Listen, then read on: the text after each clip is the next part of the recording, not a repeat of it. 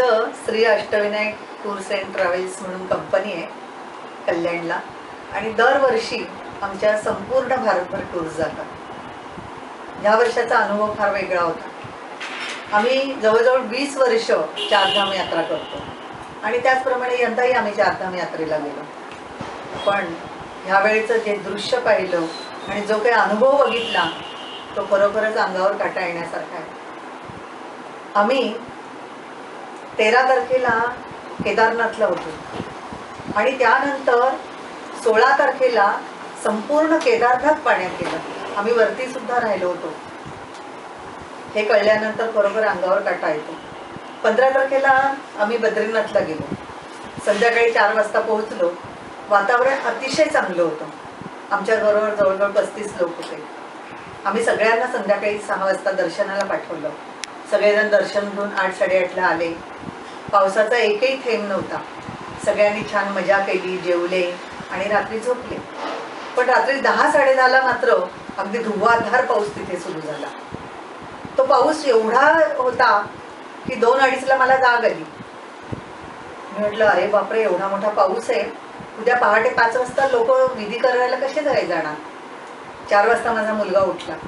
मी त्याला म्हटलं प्रत्येकाला सांगू नये, एवढा 5 वाजता पाऊस आहे तर कोणीही बाहेर पडू नका, कारण लोकांना इथल्या पावसाची कल्पना नाही आहे। त्याप्रमाणे तो सगळ्यांना सांगायला गेला आणि काय परमेश्वराची कृपा, 6 वाजता थोडासा पाऊस थांबला। सगळेजण विधी करून आले। पण त्याच वेळेला आम्ही निर्णय घेतला की आता आपण जेवण करून 2:30-3ला न निघता नाश्ता करायचा आणि निघायचं। आणि तो निर्णय आमच्या इतका पथ्यावर पडला की आम्ही 8:30 वाजता तिथनं 8:30-9 वाजता नाश्ता करून निघाल्यानंतर हळूहळू मार्गक्रम करत करत करत 16 तारखेला आम्ही निघालो आणि मार्गक्रम करत करत करत पुढे पुढे चाललेलो होतो। आम्हाला कसली कल्पनाही नव्हती। पाऊस मात्र पडत होता। एकदा तर आमच्या पुढे एक ट्रॅक्स होती। त्या ट्रॅक्सचा ड्रायव्हर अचानक ओरडला, पत्थर गिर रहा है। त्यामुळे आमची गाडी एकदम पटकन थांबली आणि ही मोठी दरड कोसळली। मोठे मोठे दगड आले गाडीच्या पुढे।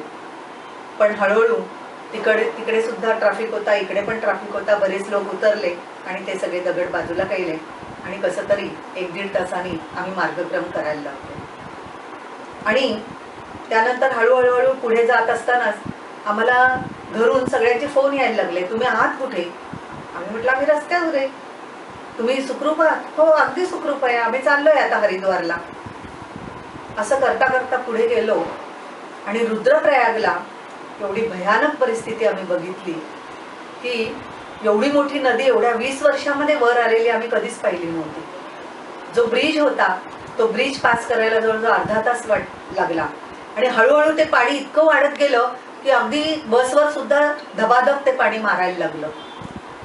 आम्ही एवढा मोठा पूर कधी आयुष्यात पाहिलेला नव्हता। इतकी वर्ष आम्ही 20 वर्ष येतो। हळूहळू मार्गक्रम करत करत करत करत आम्ही पुढे चाललो आणि हरिद्वारला तिथे खूप ऋषिकेशला तिथे खूप मोठा ट्रॅफिक झाला। आम्ही म्हटलं एवढं काय झालेलं आहे? तर म्हणजे ऋषिकेशला खूप मोठा पूर आलेला आहे। अरे बापरे, बायपासनीच आमच्या सगळ्या बस काढल्या। हळूहळू हरिद्वार टू ऋषिकेश 25 किलोमीटर अंतर कापायला आम्हाला जवळजवळ 5 तास लागले। गाड्या अगदी मुंगीसारख्या पुढे चाललेल्या होत्या आणि नदीचा पूर तर एवढा वाढलेला होता की बस अगदी, त्यामुळे आम्ही ऋषिकेशमध्ये शिरलोच नाही। हळूहळू हळूहळू हरिद्वारला कसं तरी रात्री आम्ही 1-1:30ला पोहोचलो।